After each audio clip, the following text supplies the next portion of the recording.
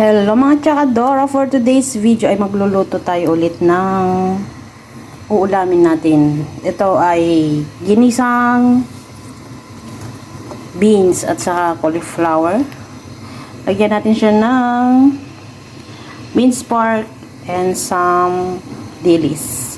Siyempre gisa natin siya ng sibuyas. Ayan guys, yung dilis, hinugasan natin siya. So, mag-umpisa na tayong magluto mga tsakadora. Mainit-init na po yung ating kawali. Lagyan na natin yung sibuyas.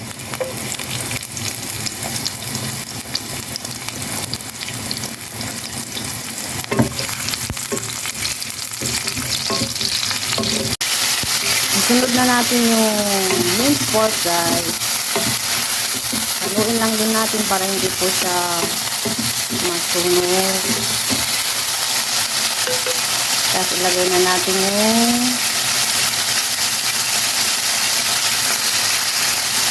dilis.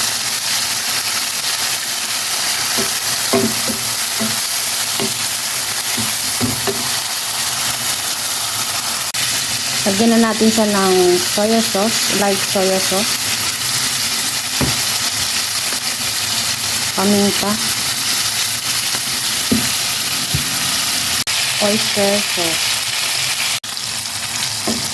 Ayan guys, nilagay na natin yung gulay niya.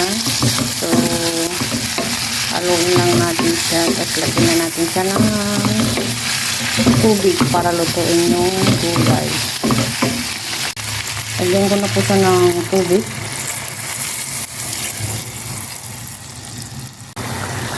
Eto na po yung ating ginisa. Hindi pa luto yung ating beans. Kaya medyo lutuin pa natin siya ng kaunti.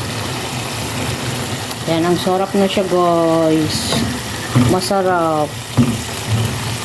Lalo na kapag may dilis. Ang bango. Ayan, luto na yung ating ginisa. Nilagyan ko lang siya ng konting sabaw-sabaw niya para meron po tayong sabaw. Ayan, thank you guys sa pamanonood sa aking mga post videos. Ayan, nilagyan ko din siya ng konting sili. Sili is life. Ang sarap niya guys. O, diba? Parang anemic. Pero okay lang yan guys. Masarap. Oh my god. Tingnan nyo. Talagang mainit-init pa siya guys. That's all for today's video mga tsakadora. See you on my next video. Mga unta, mga anen, kain na. I love you all guys.